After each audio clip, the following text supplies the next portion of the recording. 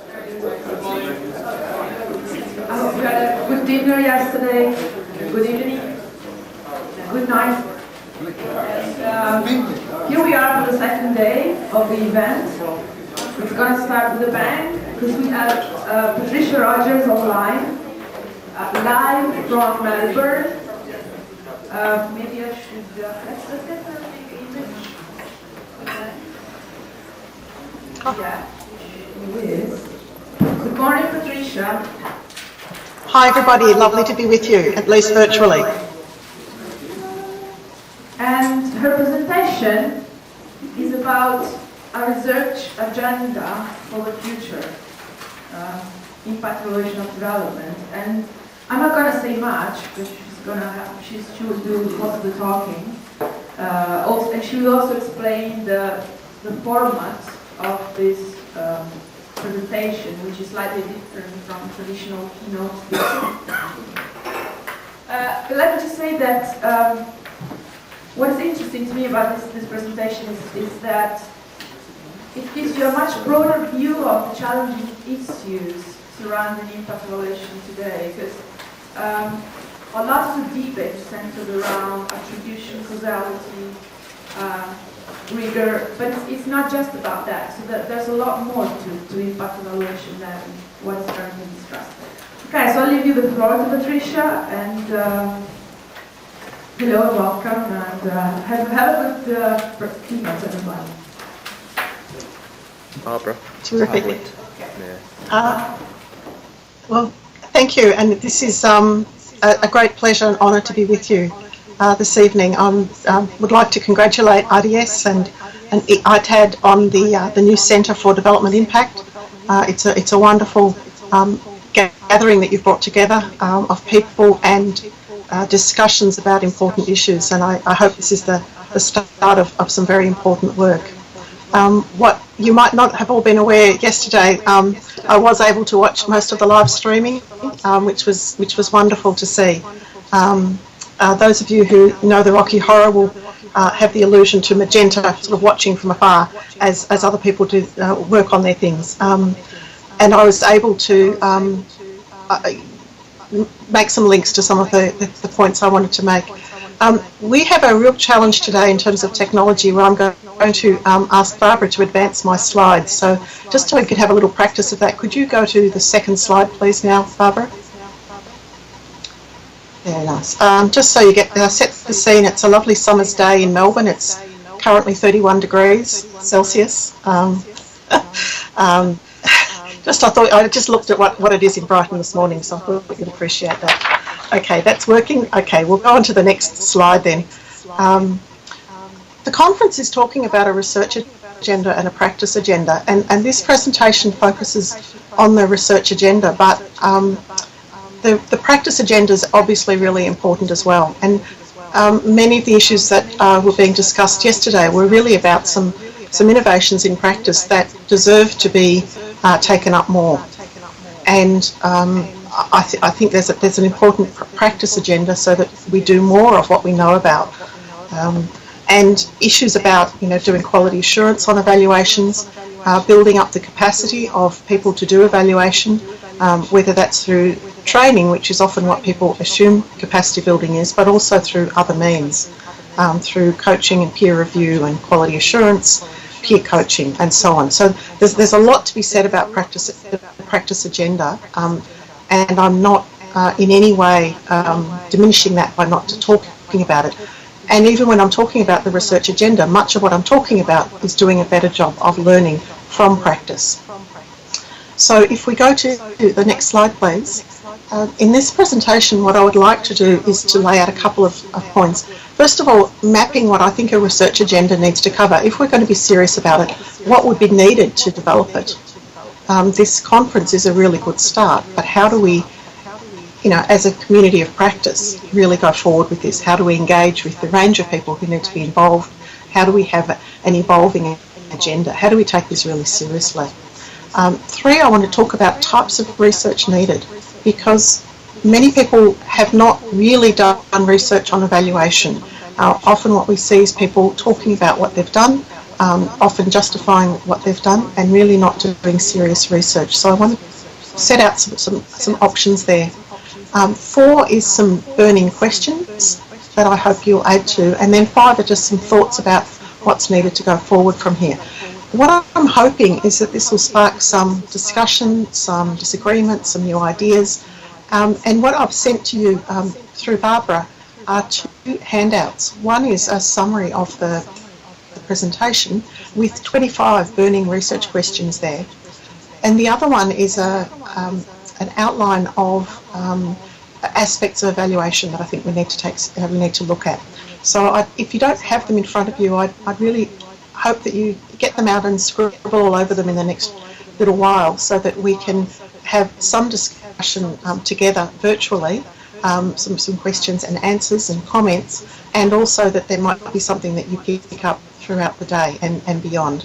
I'm going to attend as much of this as I can. It goes till 4 a.m, so I'm going to see how I hold out for the final session. But I really do want to be part of this conversation going forward. So can we go to the next slide, please, slide 5, which is filling in the map of impact evaluation in development. Those of you familiar with early maps will know that they started out making some vague assumptions about what might be there and having whole bits of it missing. You'll notice that the map of Australia is not exactly accurate, and a lot of important bits of it, including the bit where I'm currently sitting, are not on the map. And I think that's what's happened a great deal with our thinking about impact evaluation in development, that we've only talked about particular types of development, particular types of impact evaluation, and particular aspects of impact development. So I'd really like to fill in the map, and let's talk about the range of development, the range of impact evaluation, and the range of tasks involved in that. So if we go to the next slide, what it needs to cover. First is about scale. We need to not only look at individual evaluations, individual impact evaluations of individual projects, but a much wider range of impact evaluation. How do we do impact evaluations of the range of development that's been done in an area over the last 30 years? How do we look at suites of types of intervention? How do we look at multiple projects that are funded within an overall program? So that the scale of it needs to be put. We need to be very clear about the purpose, different purposes of impact evaluation. A lot of our methods are really designed for a very particular type of impact evaluation and a very particular type of development. So they're often looking at something that's a fairly simple intervention that can be rapidly scaled up, effectively scaled up, and continue to have a significant impact on development outcomes. And that's a really important part of what we should be looking at doing. But that is not all we should be doing, and that's not all the type of impact evaluation that we should be doing. So in addition to that, we also have to understand how to improve the effectiveness of large ongoing programs. How do we implement programs that aren't simple to scale up, aren't simple to implement? How do we deal with some of the real human resource challenges which make it difficult to implement a lot of programs and interventions that could be effective? And with all of that, we need to be looking at the range of development. And Bob Patricia was talking about the changed and changing nature of development. And we need to make sure we don't just look at donor-funded projects, that we look at, we don't just look at aid, we don't just look at projects when we're looking at development. So this is a big agenda in front of us. The questions also need to be quite broad. They can't just be doing this trial to say, does it work? Or what works? We also need to ask, what does it take for it to work? In what situations does it work? And also, what works for whom, in what circumstances, and is it working? We're looking at major programs, ongoing programs, whether they're full feeding, nutrition, or teaching kids to read. We need impact evaluations to know if our current programs are working. And a lot of the methods that are currently used that are seen to be particularly rigorous really are not designed for looking at existing large-scale ongoing programs, and yet we need to evaluate their impact in order to be able to assess their effectiveness and start to see how we can improve them. And the last two also enlarge the map a great deal. One is looking at who uses it. So it's not just donors, it's not even just implementing agencies, policymakers, regional associations. Increasingly we're looking at communities as being part of the users of evaluation, drivers for development effectiveness and agents of development themselves. And what does that mean for how we think about impact evaluation of development, and what does it mean for how we need to research it? And finally, I think we need to focus on evaluation, not just what external evaluators do. A lot of our impact evaluation needs to be done by independent external evaluators, but a lot of it doesn't. And in fact, a lot of it needs to be done internally. It needs to be done by communities, and we need to understand how to do that better. So this is a large map. Can we go to the next screen, next one please? And Barbara, I'm hoping you're going to interrupt me. If you don't currently have a diagram with lots of coloured boxes around it, we're in trouble, okay? Okay, good. Okay, just a little check. Thank you. The second aspect about the aspects it needs to cover is to look at all the tasks involved in an evaluation. So that the work that I've been doing with the Better Evaluation Project is really trying to make that very visible to people and make it very easy for people to identify areas where they need to improve the way they do things and to look at options for other ways to do things. So this little diagram takes the Centres for Disease Control diagram about doing an evaluation, and it maps over it the different clusters of tasks that are in the Better Evaluation framework.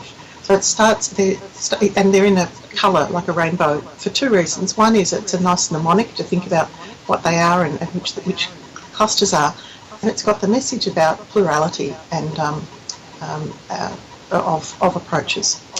So manage is all about actually working out how to do it, what the standards will be, how to get resources. It's not necessarily having a separate discrete manager, but it's management tasks. Define the tasks around deciding what it is that's being evaluated, describing it, doing a program theory or a theory of change to describe how we think it works.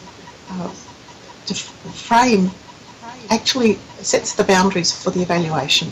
What will the questions be, what's the purpose, and what will be the key evaluation questions.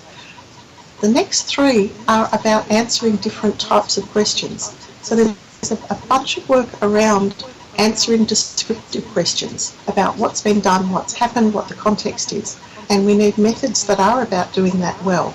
The next one is about understanding causes, and it's all the methods, designs, tools, strategies for causal inference. And that's where a lot of the focus has been, and less so on the others. And the next one on synthesis is how do we combine data to answer overall evaluative questions where we bring together our values and the evidence and make a synthesis, and how do we weight things, how do we combine evidence to give an overall assessment, and often that's not being done very explicitly.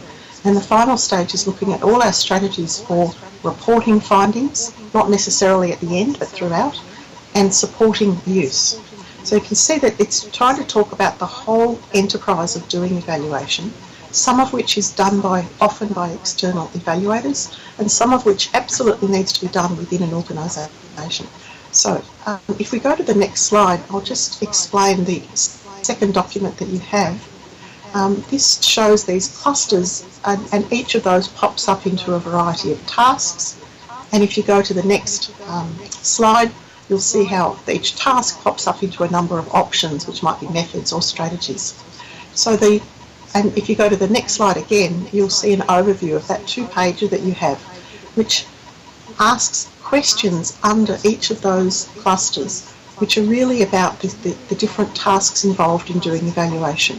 So I think this is on the one hand, it's a guide for planning an evaluation, because these are the issues you need to address, but it could also be a bit of a prompt in thinking about a research agenda, because these are also the issues that we need to address. So that's the first one about what the agenda needs to cover. a range of development, a range of impact evaluation, all the different aspects of what is involved in doing impact evaluation and different types of impact evaluations. So if we go to the next slide, which is on what's needed to develop the research agenda.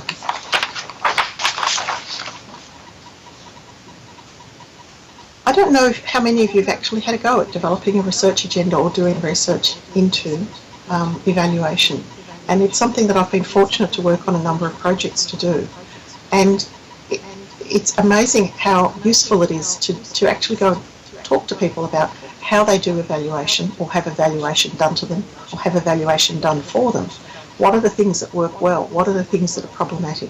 What are the things that they know how to do it better but for some reason they can't? What are the ones where they say, I know we need to do this differently but I don't know how? I was involved in a project a number of years ago in Victoria with the Department of Primary Industries and Bron McDonald, where we did exactly that. We were working in agricultural research and went to talk to project managers about evaluations that they'd commissioned, what were the real questions that they had that these evaluations were not able to answer. And out of that we developed priority areas for developing more methods, really, doing research to identify some potentially useful tools, methods, strategies, processes, structures, and then doing some trials of them. So this consultation with these different parties is really important. So not just project managers, but also the other parties involved in planning, managing, conducting, using, and being affected by evaluation. Talking with communities about what happens in terms of evaluations is very illuminating about how often people are treated when they're involved in an evaluation, what things are getting evaluated and what things are not, what sort of questions are being asked, how well that data capture is actually representing what's going on and how much it's focusing on the important things. So these consultations are going to be extremely important. To consult about where the gaps are in knowledge, what are key issues, where are some opportunities to link to some work that's going on and learn from it, and what are the priorities. So there's a serious amount of discussion and consultation that would really be needed.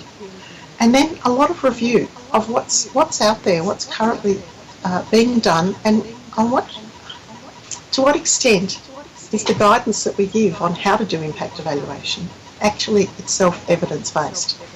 To what extent is it really based on carefully looking at the options and being able to really say this option works better, or this is going to be the only option that will be seen as credible or valid or will be feasible.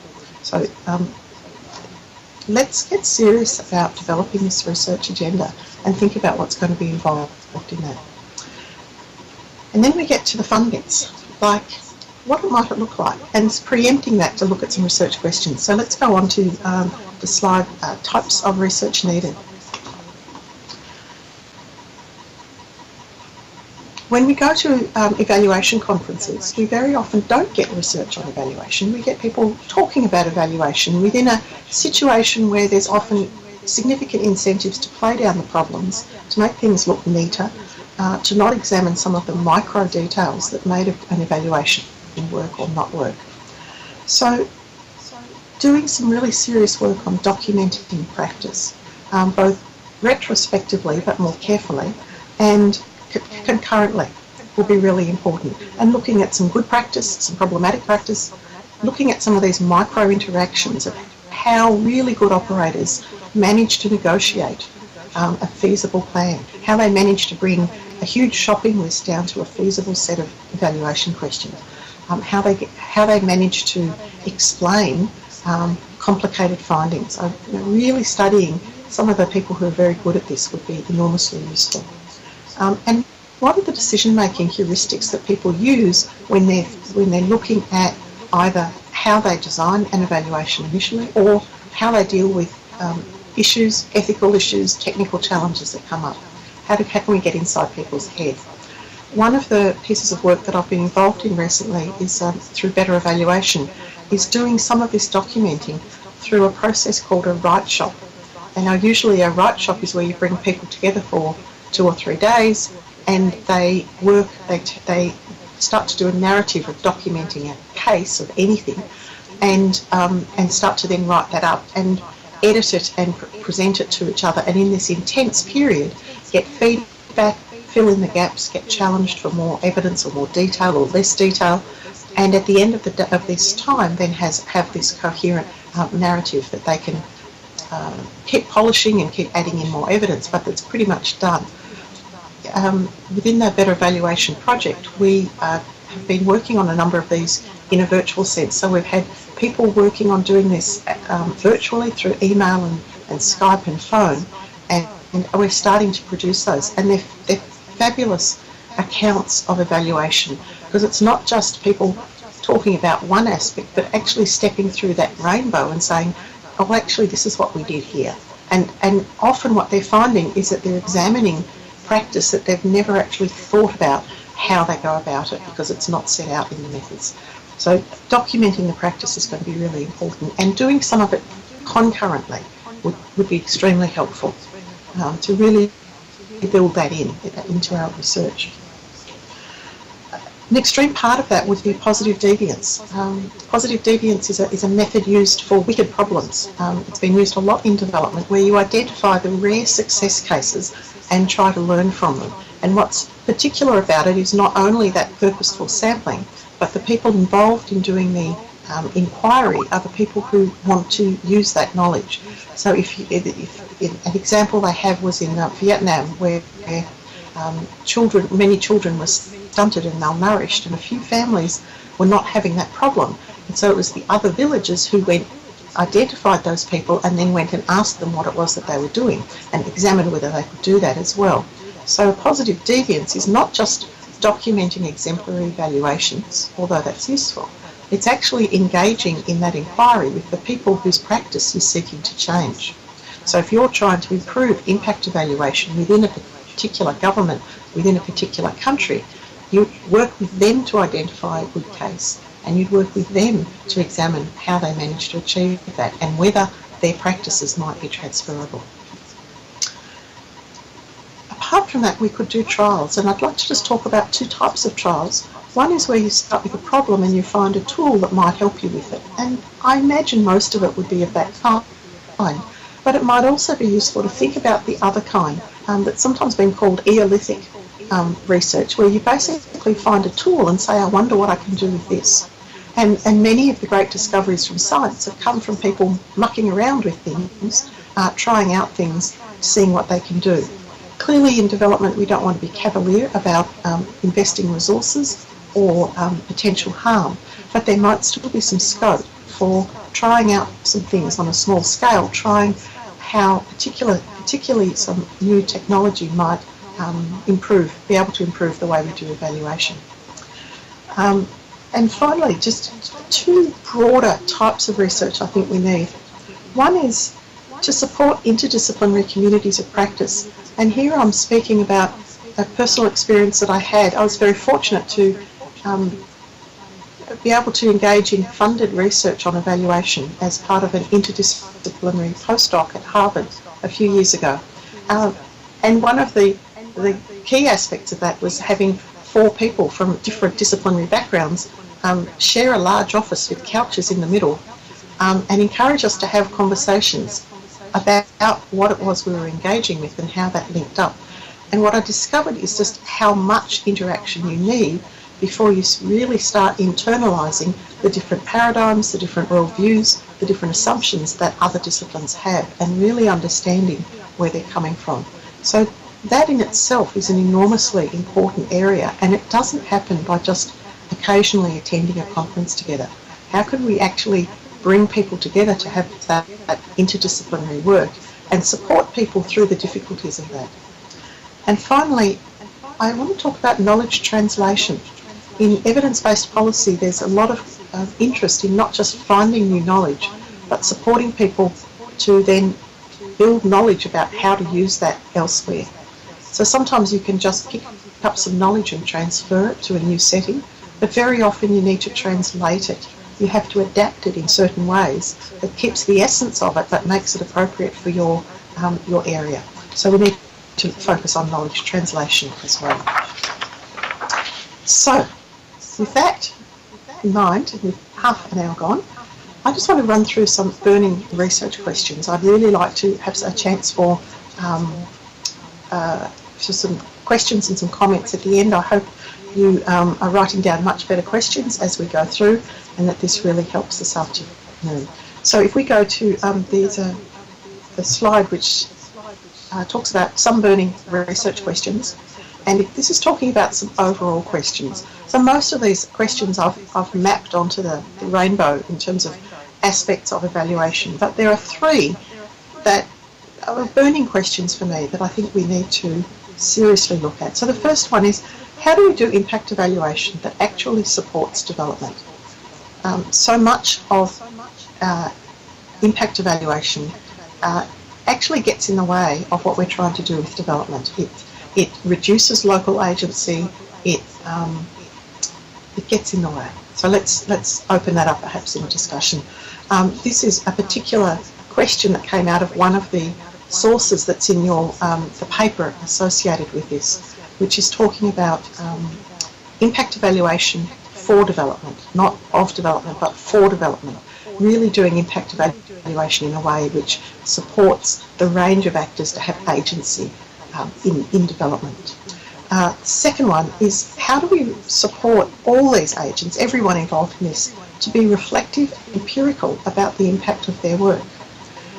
Very often M&E is seen as something you do in order to satisfy somebody else's needs. How do we support people to really embed this in their practice? How do we create the structures, the processes, the spaces in their work to be reflective and empirical? And how do we support them to actually use that evidence? I think that's a very large question. It's not just about use. I think it's about actually embedding it in practice and being clear about responsibilities. And the third one is a puzzle. Yesterday, Bob Picciotto was talking about the low quality of a lot of development evaluation and the real issue that many, there's a great shortage of people who have the skills that are needed. I want to step back another step and say, look, why does so much development evaluation fail to be informed by what has been learned about effective evaluation? We still have so many evaluations which leap to methods rather than focusing on questions, or have completely unreasonable questions, or are not looking ahead to the intended use of it, are just following a formula, just rolling out the DAC criteria and thinking that that's what has to be done all the time, superficially.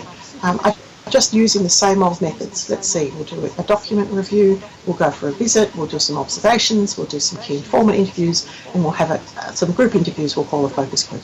And not actually thinking, how do we get the best questions, and how do we get the best answers, and how do we get the best processes to support use of those. So there are three overall questions.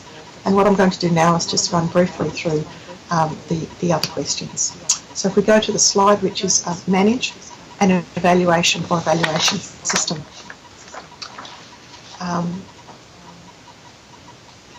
Number 4, how do we support communities to have genuine involvement in decision making about evaluations?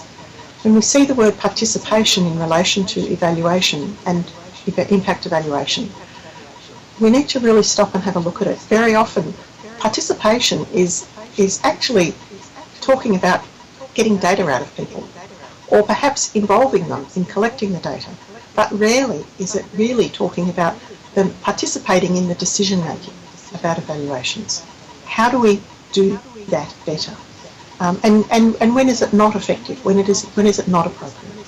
Number 5, how do we work on the war being over in terms of notions about what is credible evidence? How can an evaluation accommodate different ideas about what's credible, not only in terms of attribution, but also in terms of the indicators that are to be used, or the values that are going to be used to make sense of those. 6 is an issue about design. It's a very particular issue. We can develop a design as part of our terms of reference, so the commissioners could do it. We can require external evaluators to do that as part of their proposal, which is very difficult because they don't actually know very much about the program. We can build it into the first stage of the project, as at the inception report. We can do it as a separate project. What are the pros and cons of those different options? I know lots of people who have opinions about that, but what's the evidence behind that? 7, we think of an evaluation design as something that is then set in stone, but very often emerging issues arise. Either new urgent evaluation questions, issues and challenges in the data, opportunities to get some better data if you do things differently, and yet it's often very hard to change our evaluation designs. So how can we do that in a way that will get through all the contractual hoops and yet will mean that we get better evaluations out of it, because the design can be flexible, adaptable when it needs to be. 8, very practical. How can organisations working in the same region share their information and share data collection? There's an efficiency issue there, there's a comprehensiveness issue. Too often we have many organisations working in an area, all collecting similar data, overlapping, getting a lot of redundancy, a lot of fatigue among the people providing the data. How do we do that better?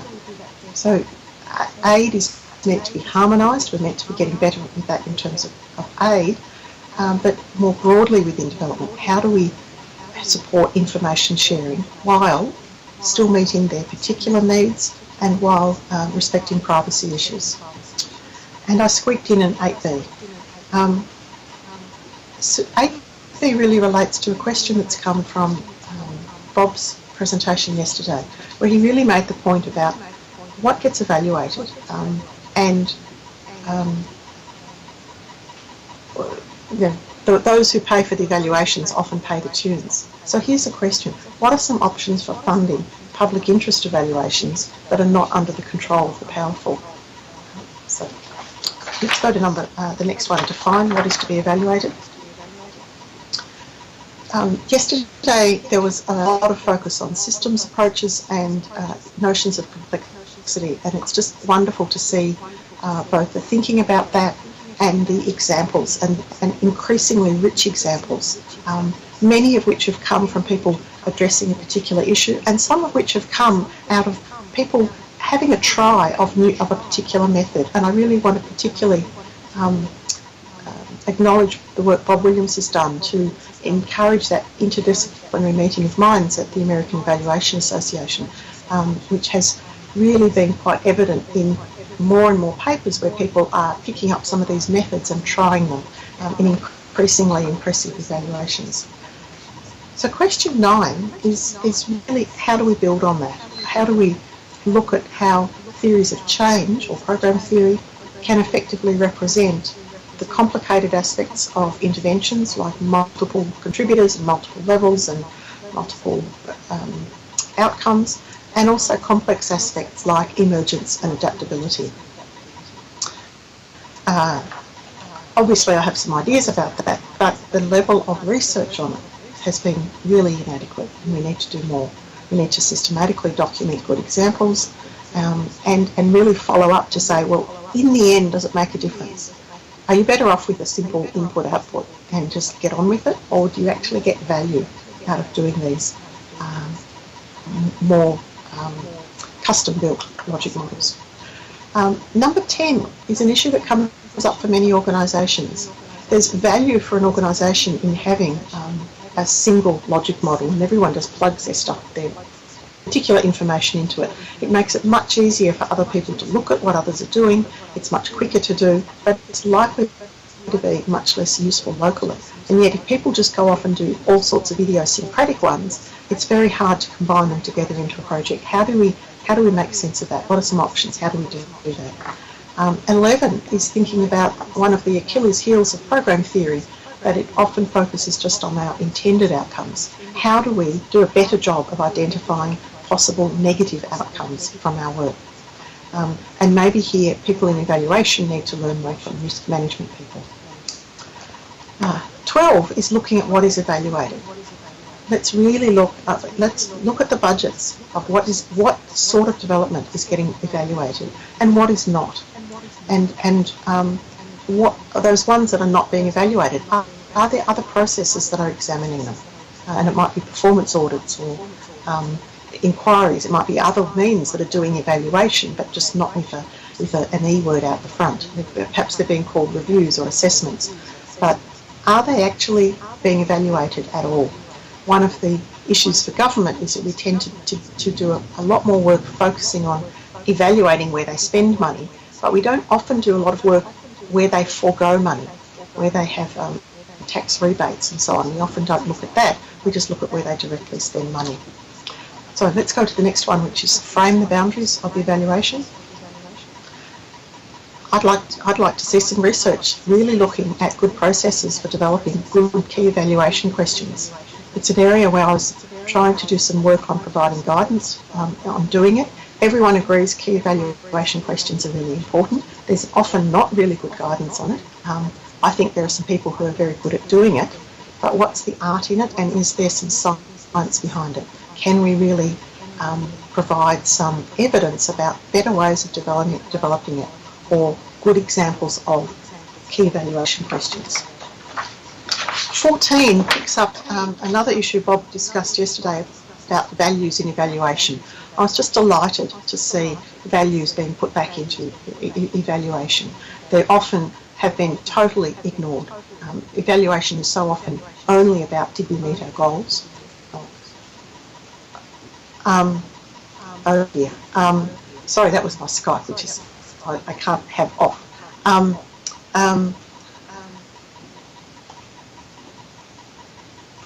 Values can be about the desired outcomes, or values can also be about processes, and values can be about what's a desirable distribution of results.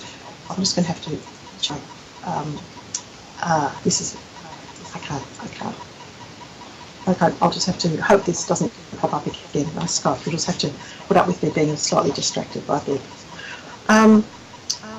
And another one that I squeezed in that's not on your list, which you might want to squeeze in, is about undiscussables. When we're framing up an evaluation, how do we deal with the questions no one wants to ask, but that perhaps should be asked? And hopefully having more stakeholders in there might put some of those things on the agenda. But how do we discuss undiscussables? And are there some skills that evaluators could learn about that? Okay, let's go to describe, the yellow slide. A lot of focus on evaluation is around describing, and I'd like to see some research on purposeful sampling, on following up long-term results, on having some strategies for picking up unanticipated negative outcomes. So we could do what we can to anticipate them, but how do we pick up the ones that we didn't anticipate? How do we work out what are some reasonable intermediate outcomes that we can actually report on at the end of the evaluation when the long-term outcomes won't be visible? What can we do with big data that's actually going to be useful? And I think there's some great examples coming out of that. There's also a lot of hype that just makes it sound like the 1980s performance indicators just on a bigger scale. How do we do that well? And are there some standard measures and indicators that we perhaps might want to use more widely? Let's go to the green one, and there's only one there, because if this was a wish list, this would be it. How do we get really good examples of non-experimental causal inference? We've talked about some possible methods like process tracing and qualitative comparative analysis. Elliot's and his team have done a great job of putting some examples there. That's a fantastic start. Let's really get some exemplars up, really put together some teams, bring in the expertise from the areas where these techniques have been used extensively, and do some really good examples of them. So we understand what is needed to do them well, and what happens when you do them well. What do they look like? That's my wish. Let's move on to the blue one, synthesise. If we're synthesising evidence of an overall evaluative judgment. 22, a specific issue for systematic reviews. Some systematic reviews exclude evidence that doesn't fit a certain type. Ones that bring in more evidence, like a real synthesis, have a different sort of challenge. The narrow ones can end up with too little the other ones can end up with too much. How do they deal with that flood of evidence practically within the constraints of a project? And then a final list on report and support use. One of the key issues in supporting use is suggestion that we should focus on intended users and intended use. What do we do when those people move on during an evaluation, particularly a long evaluation? How can an evaluation respond to significant changes? 24, how do we have coherent evaluation reports without falling into being simplistic? We know that the average effect is often really unhelpful, particularly if we're interested in equity. We're not actually interested in the average effect of microfinance. We want to know what it does for the very poor. And what it does for the very poor seems to be quite different to what it does for the not so very poor. We need to know that. But once we start shading the findings, they're not as clear. They're not a soundbite. How do we deal with that? Because that's a common finding, and it's a significant finding. 25, how do we support actual use of development impact evaluation, particularly in difficult situations? So how can we learn from people who are doing this well in conflict situations, in fragile states, when they're changing decision makers? And I guess part of that is this last one I sneaked in. How do we support people who are speaking truth to power? So there's my Christmas list, Santa. I'll be very interested in your comments on that. And I do have just one last slide, just looking ahead at what we need to develop and enact a research agenda. And one of them is about legitimacy. So clearly that engagement is partly about some knowledge, but also about legitimacy, and who needs to be involved, who needs to have their voices heard. What resources can be brought to bear in terms of people and interdisciplinary guidance. So I hope that this is the start of a fabulous process to develop a research agenda, and I'm going to stop now. Hopefully you've written all sorts of cross or inspired things on your pieces of paper, and I'd love to hear them now.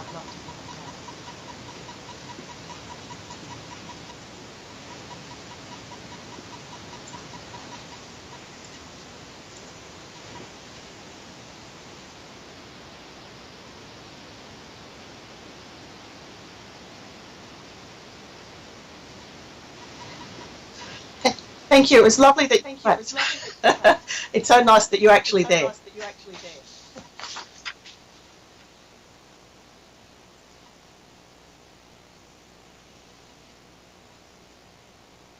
Well, I just hope you might have been. I'll give you, sure. I will not so much complete. I'd just like to give you a moment to add one or two that you think have been missed, and then we could have our discussions about. Just if we could just take a few moments, and then we can talk as a group.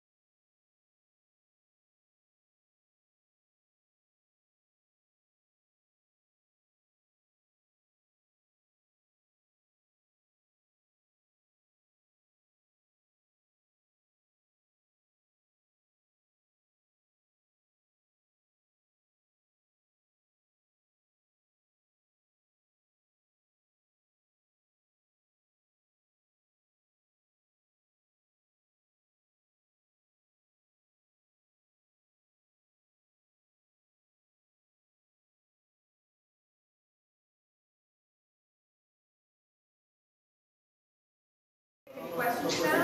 Julia? Anybody else? Kathy? Kathy? Yes. Julia first, Kathy, and then yours. Thanks, Bob. Thanks, Patricia. There's a thing in software design, and a saying, scope, quality, and cost. Choose two. You can't do all three. You can't do good software design, covering a broad scope cheaply. And I think there's a similar relationship in evaluation. So I think there's a question around that relationship between the scope of the evaluation, the quality of the evaluation, of the rigor, and the cost. And I think there's a research question about where do you sit in that triangle of relationships. And there's an idea which Michael Kennett at the World Bank, or the Centre for Development, CGD, came up with in relation to a presentation he did last year on the evaluation of Millennium Villages, called right rigor. And what level of rigor is right for the sort of problem that you're trying to address and the sort of scalability of that problem. And so I think there's a research question around right rigor for the sort of different sorts of evaluations we're doing. Okay. Kathy? Mine isn't a research question per se, but I just wondered, do you think the research agenda would be enhanced by efforts to increase the quality of methodological discussion in evaluation documents? And to me, some of the things that you're saying are that we need to do research about is because those documents often don't tell you about why choices are made about certain approaches. They're better in some paradigms than others. But as we increasingly concerned about the quality of evidence and also the increasing tendency to do synthesis evaluations which rely on base documents where if you're doing synthesis you have to make decisions about how you understand it, sometimes with a very poor methodological discussion. I wonder whether that sort of feeds in to support a research agenda or whether there should be more thought about that. Yes. Thank you, Patricia, for your extensive list of quite thoughtful questions for research and impact evaluation. We talked your questions relate mostly to issues such as boundaries, processes, approaches, methods. And you also touched upon the issue of use. And my question is whether it would not be important to expand a little bit more on the use dimension. What are actually the institutional parameters to make impact evaluation work? So a little bit more questions around the political institutional context of evaluation. How can we gain more insight in the organization and the pressures and organizational dynamics surrounding impact evaluation? What is the role of evidence in decision-making processes? What are incentives and disincentives for particular stakeholders in particular contexts in relation to impact evaluation? I think there are a number of important questions which we need to address in the bigger bucket of institutionalization.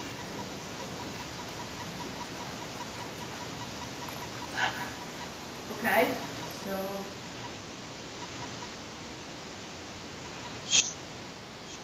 Sure. Barbara, the sound is not very good at all. It's fading in and out. So if I don't give, yeah.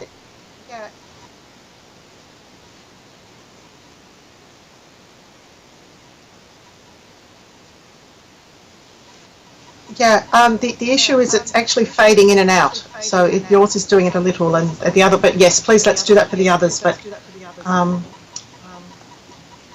the first one about right rigor, I think, is a terrific issue to add, and I think that's part of this situational appropriateness of evaluation designs that we need to get in place. And so I think that's a great term. And then I think we're going to have different views about what's right, what you're needing to be rigorous about, and what that would look like, and what the trade-offs are between different types of rigour and being rigorous about different things. So I think that's a great framing of it. The third question around the political context of evaluation and the incentives and disincentives would be terrific research, and I think it does relate to that third.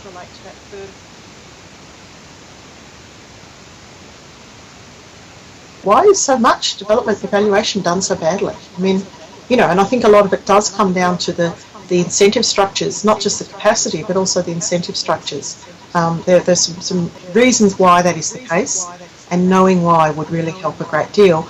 And then the second question, which is learning, I think, more from the guidance on evaluation and the documentation about the methodological decisions made, as I understood it, I think would be a very rich area to learn from, to learn where these difficulties and problems are, and then try to understand why, because of the institutional parameters. So thank you. Great, three lovely additions.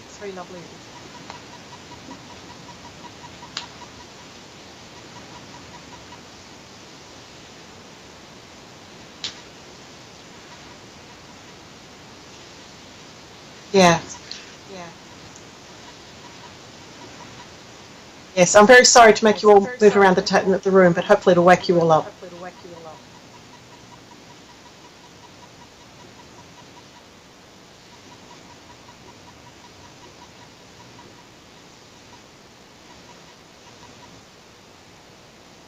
Good morning. Thank you.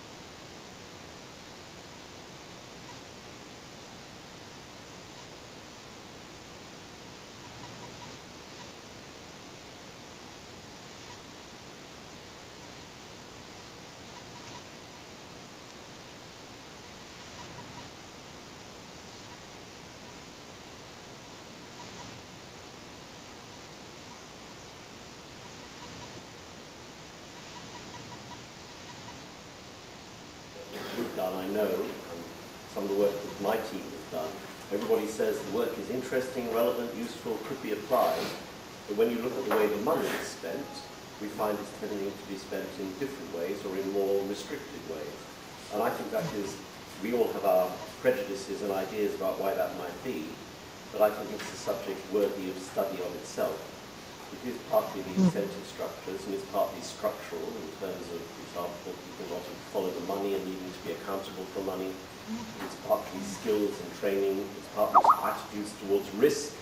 So there are a whole variety of explanations which I can sort of spout off hypotheses about, but I think it's a subject that merits a degree of further research. And I'd be very supportive of that, and particularly if it's research as part of a package to then do something about it. It's very noticeable that if a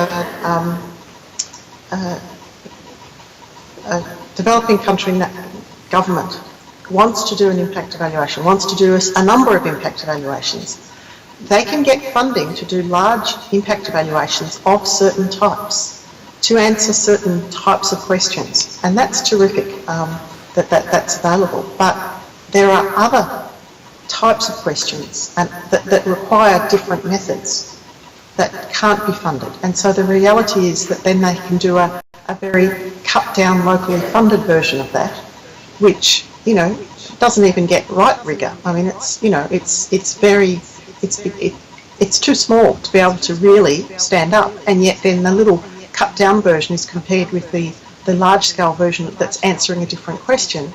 And we keep not having the examples. I guess a part of, I'm eternally optimistic, Elliot, as you know, and I keep thinking, if there were more examples, if people could just see this, but part of the challenge is that we don't actually have many of these examples because of the way the funding works. And so this issue of funding exemplary evaluations, I think, is critically important. And I don't just mean a bunch of evaluators fumbling, learning a new method. I think if it's about bringing in some new methods, we need experts in that, and that takes time, as I've seen with the work Bob and his colleagues have done. Bridging the systems field and the evaluation field, for example, takes a lot of time, takes a lot of work, like John's research, trying these things out, studying them, really following up. It takes a lot of time, but we do need to do more of it. And that's then a funding issue as well. I think we need to make a stronger case about the need for it. And hopefully I think having some research agenda that has some buy-in could have some real legitimacy to it. So framing those questions in a way that is clearly speaking to something important. It's just critically important, and I really am very excited with the opportunity that the new centre and this notion of a research agenda offers.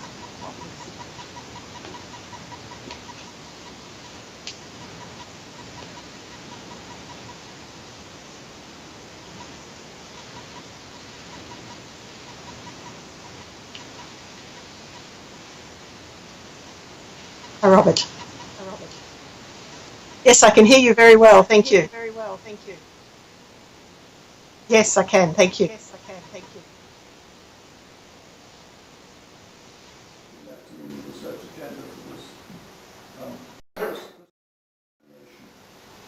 Yes. Yes.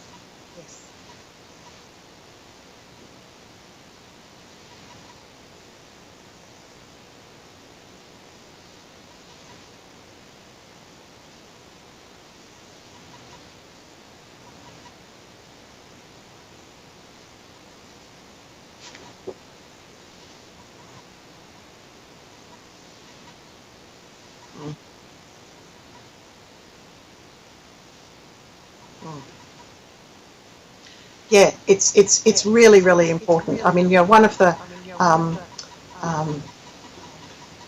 very important areas in evaluation is their iatrogenic impact, which is a word taken from medicine, where you take a drug that's meant to make you better, and that the medicine actually makes you sicker.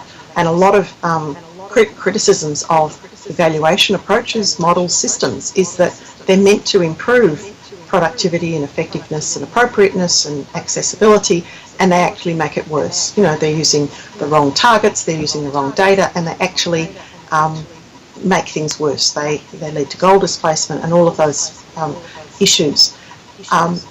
Documenting that's critically important, and some of the work that I've done on this, I ran a number of sessions at the evaluation conferences called evaluation stories of evaluation, and people shared their a story about a particular incident or event or case. And some of those that were most striking were from people who were having evaluation done unto them. And this is the only way that they could actually document this. And some of those stories stay with me today. There was one in particular with someone who was working as a direct service deliverer in the health area, and trying to deal with all sorts of difficulties about resources and workload, and someone came around with a clipboard doing an evaluation, and they just had this very easy life where they came in and ticked a few things in a box and asked questions that didn't actually relate to what they were doing, and then got in the car and drove away. And everyone said, well, who was that? Well, that was the evaluator. And this person decided that looked like an easier way to earn a living, that she should become an evaluator as well. And there's a lot of beyond stories to then start to document systematic impacts on the staff and what it does for them, whether it actually supports them to do a good job or gets in the way, and then the impact for communities. Yeah, be great to do. Let's do some, Robert.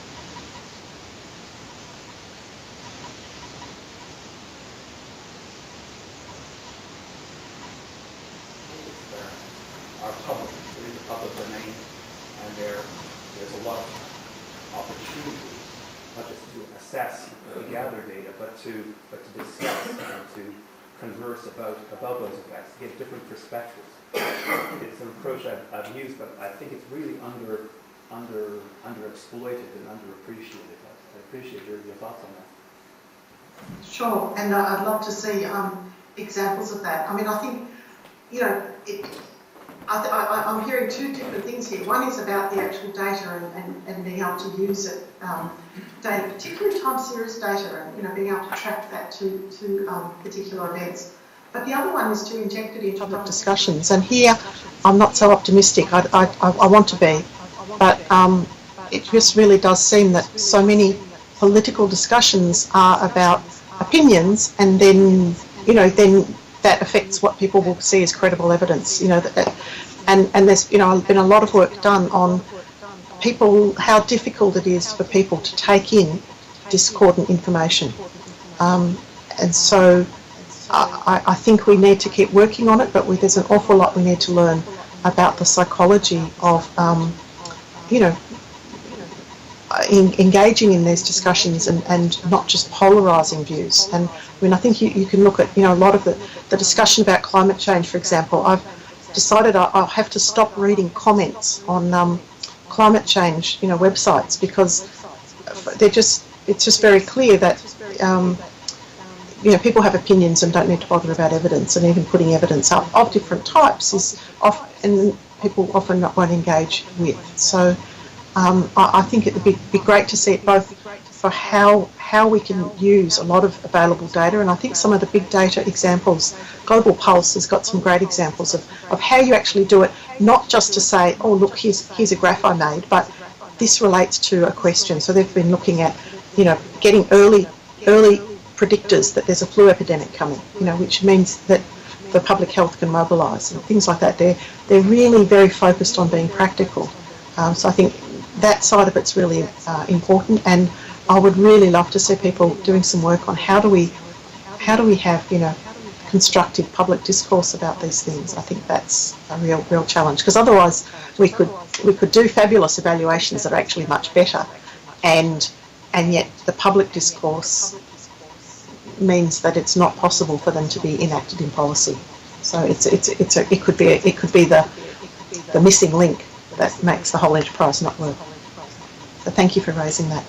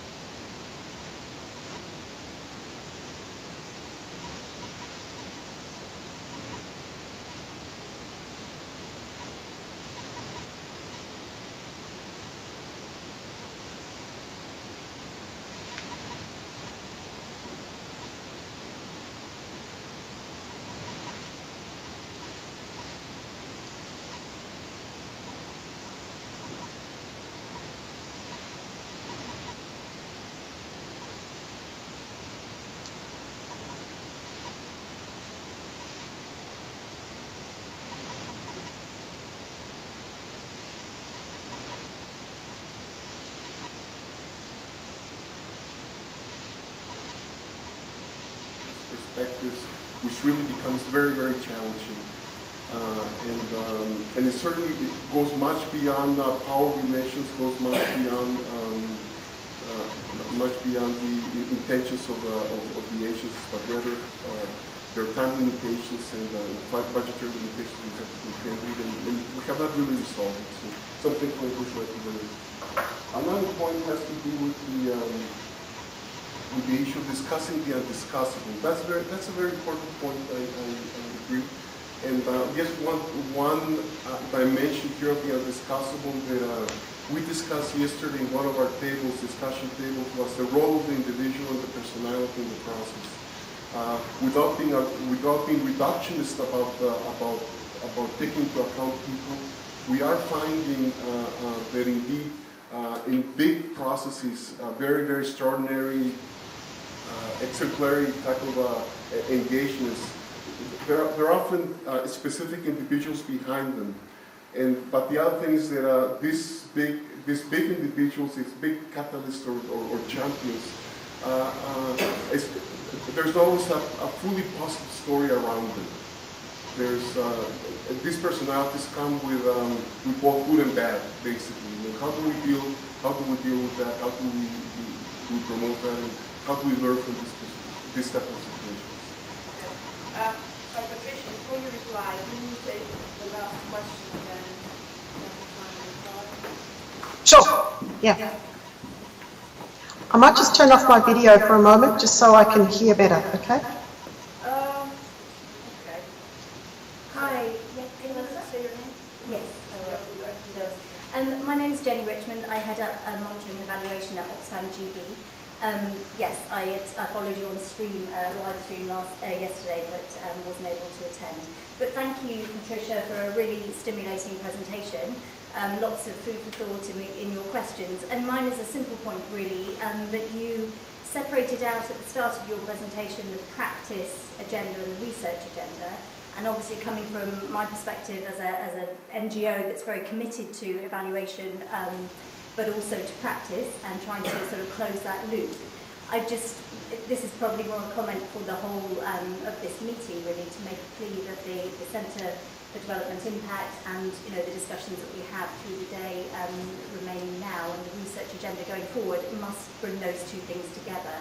Obviously, even within our own organisation, actually, we are very challenged to bring together the sort of motivations and incentives of programme staff vis-a-vis evaluators, internal and external, and then obviously the extra dynamic that Robert's emphasised on bringing in community views to that. I see that as one loop, really, and we just need to struggle to sort of bring that together for a sort of positive spiral. Okay, thank you. Thank you. Sure. Okay, Patricia.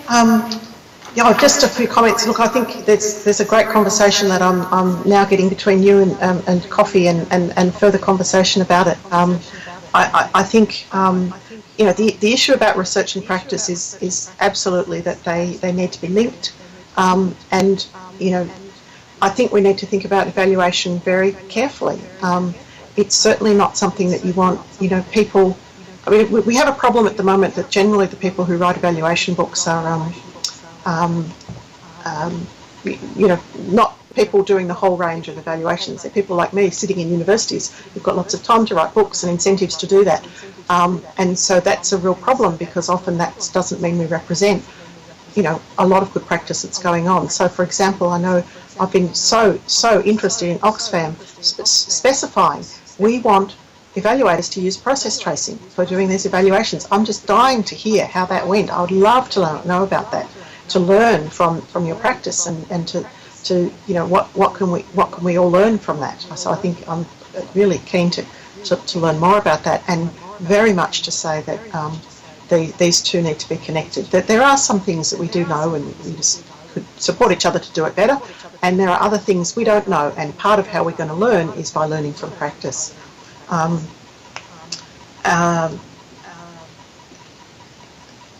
the other question, the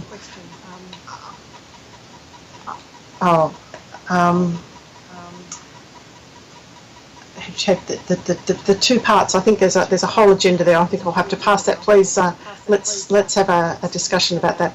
I'd love to follow up with an email about it. But I mean, what I'm hearing is a lot of people really keen to talk about how to fill out this research agenda, and I'm very keen to hear how that goes. I'm going to head home and watch some live streaming from home, and I look forward to seeing these ideas and others come forward. So thanks very much. Enjoy your coffee.